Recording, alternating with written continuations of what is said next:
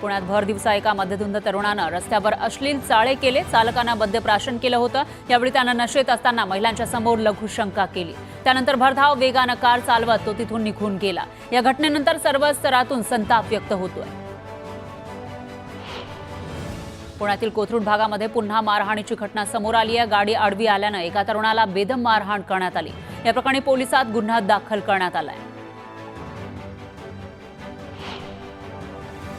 काँग्रेसच्या सद्भावना यात्रेवर आशिष शेलार यांनी टीका केली आहे। काँग्रेसनं वरटीवार ते वर्षा गायकवाड यांच्या घरापर्यंत सद्भावना यात्रा काढली आणि त्यांच्या अंतर्गत भावना समजून घ्याव्यात असा खोचक टोला त्यांनी लगावला। भाजप आमदार सुरेश धस वाल्मिक कराडच्या संपत्ती संदर्भात ईडीकडे तक्रार करणार आहेत। तक्रार करण्यासाठी माहिती गोळा करण्याचं काम सुरू आहे। कराडकडे एवढी संपत्ती आली कुठून याची चौकशी करावी अशी मागणी धस करणार आहे। महादेव मुंडे हत्या प्रकरणामध्ये वाल्मिक कराडच्या निकटवर्तीयाची कसून चौकशी सुरू आहे। वाल्मिक कराडचा निकटवर्तीय श्रीकृष्ण उर्फ भावड्या कराड याचा हत्येशी संबंध असल्याचा पोलिसांनी संशय व्यक्त केला आहे।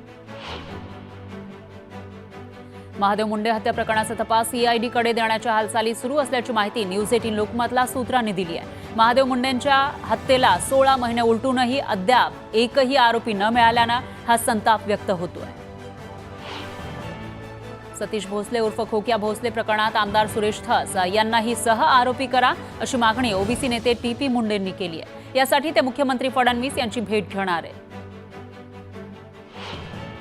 वाशिम जिल्ह्याचं पालकत्व घेण्यास कोणी तयार नसल्यानं मुख्यमंत्री किंवा उपमुख्यमंत्र्यांनी पालकत्वाची जबाबदारी स्वीकारावी, वाशिम जिल्ह्याचं पालकमंत्री व्हावं अशी मागणी आमदार अमित जनक यांनी केली आहे। काँग्रेसचे नेते विजय वडेट्टीवार यांना निवडणूक प्रकरणामध्ये उच्च न्यायालयानं नोटीस बजावली आहे। नागपूर खंडपीठानं नोटीस बजावत 4 आठवड्यात उत्तर सादर करण्याचे आदेश दिले। बुलढाणा जिल्ह्यामध्ये काँग्रेसला मोठं खिंडार पडलेलं आहे। केंद्रीय मंत्री प्रतापराव जाधव यांच्या उपस्थितीमध्ये अनेक कार्यकर्त्यांनी आणि पदाधिकाऱ्यांनी शिवसेनेत प्रवेश केला। सोलापूर जिल्ह्यातील 2 माजी आमदार आणि 2 जिल्हा प्रमुखांनी शिवसेनेत प्रवेश केला। त्यानंतर ठाकरे गट आक्रमक झाला। आम्ही आपल्या सोबत आहात हा संदेश देण्यासाठी सोलापुरातून शेकडो शिवसैनिक मुंबईकडे रवाना झाले। खोक्या भोसलेवर 200 काळविटांच्या शिकारीचा आरोप आहे। या प्रकरणी वन अधिकाऱ्यांनी अवशेष जप्त करत 5 ठिकाणी पंचनामा केला। संतोष देशमुख हत्या प्रकरणामध्ये सीआयडीनं बीड सत्र न्यायालयामध्ये अर्ज दाखल केलाय। खटला केस कोर्टात न चालवता बीड सत्र न्यायालयामध्ये चालवण्यात यावा अशी मागणी करण्यात आली। या प्रकरणी कोर्ट 10 मार्चला निर्णय देणार आहे। बीडच्या मसाजोगमध्ये काँग्रेसची सद्भावना रॅली काढण्यात आली। प्रदेशाध्यक्ष हर्षवर्धन सपकाळ यांच्या उपस्थितीमध्ये शेकडो कार्यकर्ते रॅलीत सहभागी झाले। तर वाईट प्रवृत्तींच्या विरोधात लढावं लागेल असं वक्तव्य सपकाळ यांनी केलं।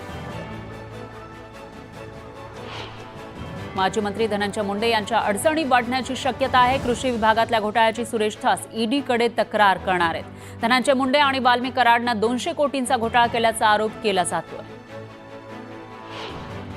एकनाथ शिंदे आणि देवेंद्र फडणवीस यांच्यात वॉर सुरू आहे हे रोजच दिसतं।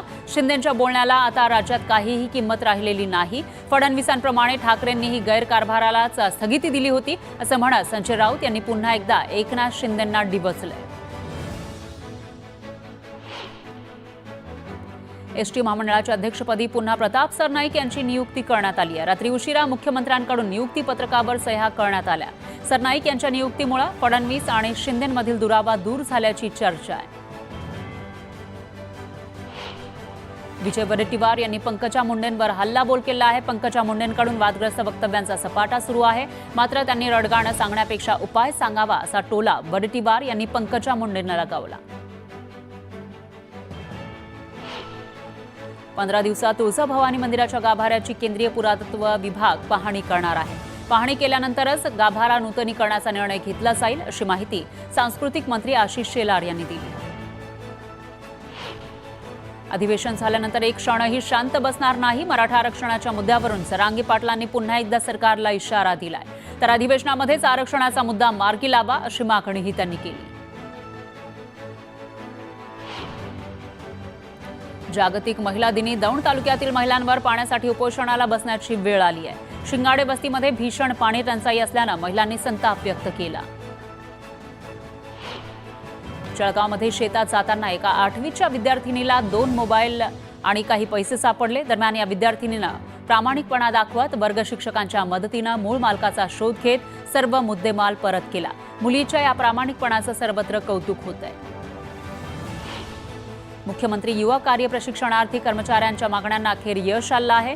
राज्य सरकारनं मागणी मान्य करून 5 महिन्यांची मुदतवाढ दिली आहे। त्यामुळे सांगलीमध्ये तरुणांनी चक्क सीएम डीसीएम यांच्या प्रतिमेला दुग्धाभिषेक घालून जल्लोष केला।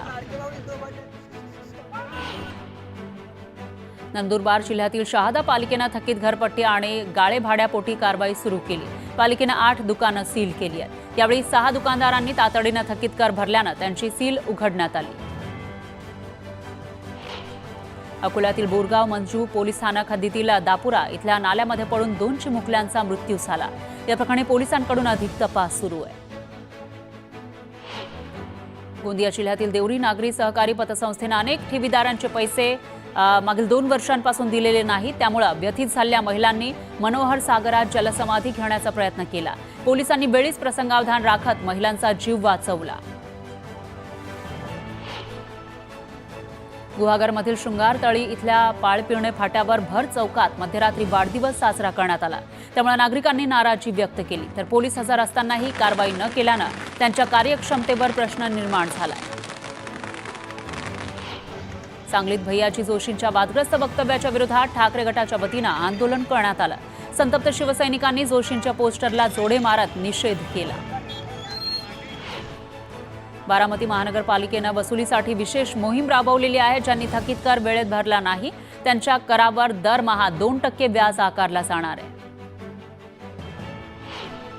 पिंपरी चिंचवड शहरात प्रदूषणासह धुळीचं साम्राज्य पसरलेलं आहे। त्यामुळे नागरिक कमालीचे हैराण झाले, तर आयटी अभियंत्यांसह नागरिकही आता रस्त्यावर उतरले। पालिकेनं तातडीनं उपाययोजना करून धुळीवर नियंत्रण मिळवावं अशी मागणी त्यांनी केली।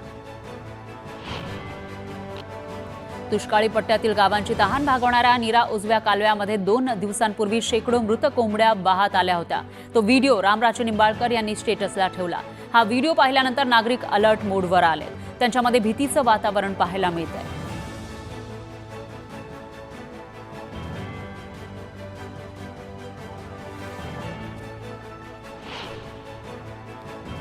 यवतमाळच्या राळेगाव तालुक्यातील झुल्लर रेती घाटातून रेतीची तस्करी होत असल्याची माहिती अधिकाऱ्यांना मिळताच त्यांनी धाड टाकली।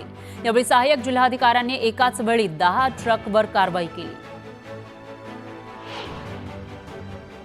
मुंबई गोवा महामार्गावरील संगमेश्वर इथल्या रामकुंडाजवळ 12वी मोरी या ठिकाणी रस्त्याच्या कामाला वेग आला।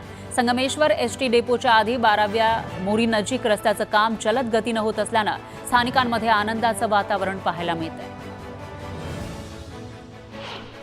चिपळूण गुहागर संगमेश्वरमध्ये केंद्र सरकारनं हर घर जल या योजनेअंतर्गत जलजीवन मिशन नळ पाणी योजना सुरू केली, पण ती अपयशी ठरताना दिसतेय। गावोगावी पाईपचं बंडल पसरलेले आहे। अनेक ठिकाणी कामं अपूर्ण अवस्थेत सोडल्यानं सरकारी निधीचा अपव्यय होत असल्याचा आरोप होतोय।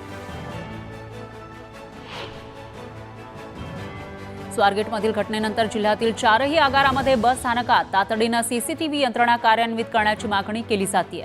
मागणी पूर्ण न झाल्यास शिवसेना युबीटीकडून आंदोलनाचा इशारा देण्यात आलाय।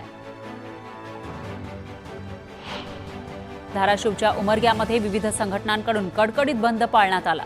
संतोष देशमुख हत्या प्रकरणात धनंजय मुंडेंना सह आरोपी करण्याची मागणीसाठी हा बंद पुकारण्यात आला। खासगी शाळांमधील वर्गांना वाढीव टप्पा द्यावा आणि आर्थिक तरतूद करावी या मागणीसाठी नांदेडमध्ये महिला शिक्षकांनी जेलभरो आंदोलन केलं। मागण्यांकडे शासनाचं लक्ष वेधण्यासाठी महिला दिनी त्यांनी आंदोलन केलं।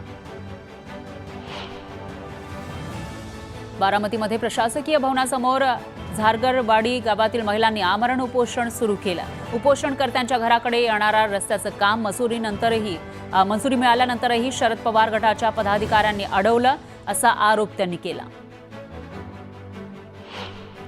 भैयाजी जोशींच्या वक्तव्याच्या निषेधार्थ शिवसेना युबीटीच्या वतीनं नंदुरबारमध्ये आंदोलन करण्यात आलं।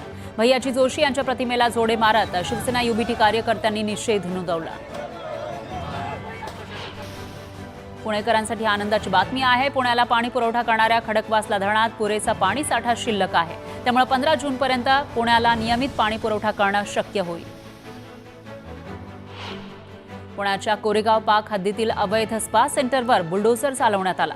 पोलीस प्रशासन आणि पुणे पालिकेनं आक्रमक पवित्रा घेत स्पा सेंटर जमीनदोस्त केलं। साताऱ्यातील भुईंज इथं कृष्णा नदीच्या घाटावर दुर्गाष्टमी आणि जागतिक महिला दिनाच्या निमित्तानं शेकडो दिव्यांची आरास करण्यात आली। यावेळी हा दीपोत्सव पाहण्यासाठी भाविकांनी मोठ्या प्रमाणात गर्दी केली। जागतिक महिला दिनानिमित्त जळगावात महिला पोलिसांसाठी विशेष कार्यक्रमाचं आयोजन करण्यात आलं। या कार्यक्रमात महिला पोलिसांचा गौरव करण्यात आला। वाशिमच्या शेलू बाजारात महिला दिनानिमित्त मॅरेथॉन स्पर्धेचं आयोजन करण्यात आलं।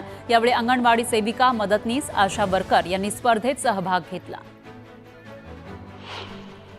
राज्यातील महिलांवरील वाढते अत्याचार लक्षात घेता शासनाकडून सखी वन स्टॉप सेंटर उभारण्यात आलंय। वर्ध्यातील 235 महिलांना सखीचा आधार मिळालाय। एकाच छताखाली महिलांना सर्व सुविधा मिळत आहेत। सोलापुरातील सोलापूर पालिकेच्या पेट्रोल पंपावर महिला कामगारांचा पेट्रोल पंप म्हणून ओळख मिळालेली आहे। या पेट्रोल पंपावर संपूर्ण महिला राज आहे। तब्बल 22 महिला कर्मचारी जबाबदारी चोखपणे बजावत आहेत। जागतिक महिला दिनानिमित्त अमरावती जिल्हा प्रशासनाच्या वतीनं वॉकेथॉन 2025चं आयोजन करण्यात आलं। अमरावतीच्या जिल्हा क्रीडा संकुलातून इरविन चौक मार्गे वॉक करत ही रॅली काढण्यात आली।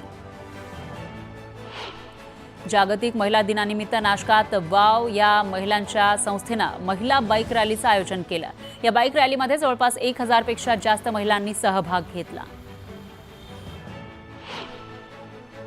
तुळजापुरात एका गावगुंडानं माहिती अधिकारी कार्यकर्त्यासह त्यांच्या अधिकाऱ्याला मारहाण केली आहे। ही घटना सीसीटीव्ही कॅमेऱ्यात कैद झाली, तर पोलीस काय ॲक्शन घेणार याकडे आता सर्वांचं लक्ष आहे। शिर्डीला देवदर्शनासाठी जाणाऱ्या भाविकांच्या वाहनाचा अपघात झाला। या अपघातामध्ये दोघांचा जागीच मृत्यू झाला, तर 11 जण गंभीर जखमी झाले। समृद्धी महामार्गावर पुन्हा भीषण अपघात झाला आहे। शिर्डीला दर्शनासाठी जाणाऱ्या भाविकांच्या वाहनाचा अपघात झाला। या अपघातामध्ये दोघांचा जागीच मृत्यू झाला आणि 11 जण जखमी झाले।